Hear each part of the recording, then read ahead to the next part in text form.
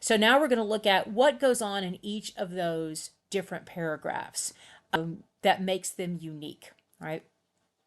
So your introduction, again, usually one body paragraph. This is where you're going to set up your essay, right? This is where you get your reader's attention. So it starts off what we call the attention getter, right? You got to grab their attention. You give them background information that sets up the essay, whatever that information needs to be, and it leads to the thesis statement, right? So there are different techniques that you can use to provide that kind of context. So one here is the background information. I think everything you do is background information, but because even if you're giving definition, that's still giving your reader background information that they don't know. So here the book uses background information as a specific type, but I think all of this is background information. Basically, when I say background information, I'm meaning anything that the reader doesn't know that they need to know to understand what you're talking about. You're filling in the gaps, right? But again, background here is basically, what are the who, what, where, when, why, and how that's relevant and essential for them to know. You don't give them, the Encyclopedia Britannica. You pick and choose the information that they need, right? Sometimes you want to also include a definition of a relevant term or concept. Notice the word relevant, right? You also don't want to define something that's just really obvious, right? Don't define friendship if you're just going to say an obvious definition of friendship that anybody knows, right? If you're going to use the Merriam-Webster definition of a well-known term, then why are you wasting our time doing that, right? You only want to define terms for things that are either unusual, or if you're using the term in a way that is not usual, right? So you are using it in a way that might be new. So again, it says your original definition of something. If you're using a word in a way that is not known to your reader, right? If you're using a word that is very technical, so it wouldn't be known to your reader because they are not part of the world that uses that term, then that's when you want to use a definition, right? But again, don't define terms that are well known, right? That's just filler, right? You might start with an anecdote or a story. Now, an anecdote is going to be a very short story, and it should be something that's very interesting, that's going to be really relevant to whatever you're talking about. But what it does is it captures some kind of moment, some kind of experience that's going to help set up the reader in a way that they're going to understand the essence of something, right? You can see here, if this is the thesis, 2 hours later, I walked up with an old trunk that I had bought for $30 and a passion for auctions that I still have today. So obviously, this essay is about why this person has a passion for auctions. So the anecdote is going to be what got them interested in this, what started it all. So here we have this little anecdote of where they got it, right? And so it's going to be full of all these wonderful details, right? So an anecdote, again, is a short story that's going to bring something to life. You can start with a question, right? And again, it shouldn't be an uninteresting question. It should be a question that entices your reader in, right? It can begin with a quotation, but it should be a relevant quotation, something again that's going to pique your reader's interest. You can begin with a surprising statement, something that just kind of startles your reader. You can begin with a contradiction. So this is something that is going to challenge what the reader thinks is true, right? You can start with a fact or statistic.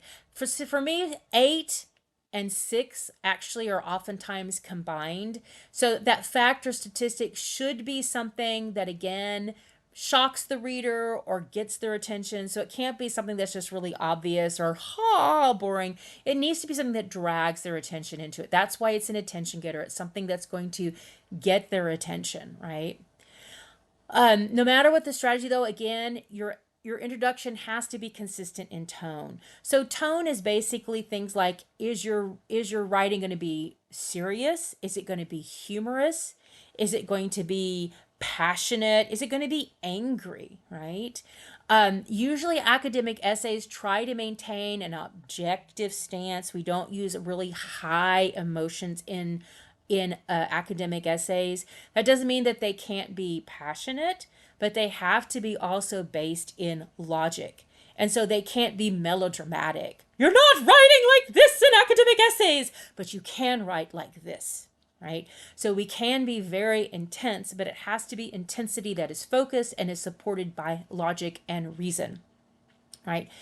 And so whatever tone that you take in the introduction has to be consistent with the rest of the essay. So if you start off with an anecdote, don't choose an anecdote just because you think it's going to get your reader's attention, but it doesn't match the rest of the essay, right? That's what that means, right? Again, it says misrepresent your intentions, and that could cause you credibility, right? We call your credibility ethos, right? So ethos is basically part of what we call the rhetorical triangle. So you may have heard of this. Rhetoric is basically the art of communication. And this is the science of learning how we communicate both through speaking and through writing, right? And so how we communicate, how we convince the reader, right, to listen to us is called the rhetorical triangle. And there are three primary ways that we communicate and get people on our side.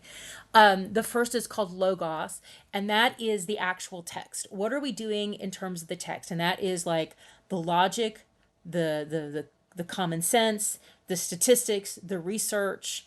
That's the kind of things that we do with logos. Pathos is the emotional appeal. How are we connecting to the reader's emotions to get them to feel something, right? And then ethos is the third major way that we connect with people, and that is our credibility as a writer. So what are we doing to create trust with our reader? Right? To show them that, yes, we are trustworthy, we are credible. And that's all sorts of things that we can do. It's the sources that we use, it's the tone that we take, it's the punctuation. Do we create a piece of writing that has been proofread and is honest, right? And so, again, you don't want to damage your credibility, because once your reader thinks that they can't trust you, it's really hard to get that trust back, right? So here's a great checklist of things not to do in an introduction. So don't apologize. So don't say things like, in my opinion, or I might not be an expert. So by saying things like, in my opinion, it kind of says like, well, this is just my opinion, so take it for what it's worth. Right now, don't even say that. First of all, again, it might undermine yourself, but also you don't want to draw your attention to yourself as the writer. Now, in a narrative essay, when you're using first person experience, it's okay to use first person to draw attention to your experience, but don't say stuff like, in my opinion. That's just wordy and redundant. You don't need it, right? Don't begin with a dictionary definition according to Webster's. If you're going to use a definition and you're not creating your own, then go to an expert source, not just something as generic as Webster's or something like that, right? Go to an expert in the field. Find a technical manual, something like that, right? Don't announce what you intend to do. Never, ever, ever say things like, in this essay, I will do this. Never draw attention to the essay itself as the essay or as you are writing it, okay? And then don't wander. Avoid irrelevant comments. Don't digress off to other stuff, right? And those are kind of things that when you start doing editing, you can start editing out those kind of things when you kind of go off on a tangent. Okay, so that's the introduction. And they haven't mentioned it, or I might have skipped over, but the last thing you want to do in the introduction is you end with your thesis. And that's what's underlined in all of these examples. It ends with, what is the essay going to be about?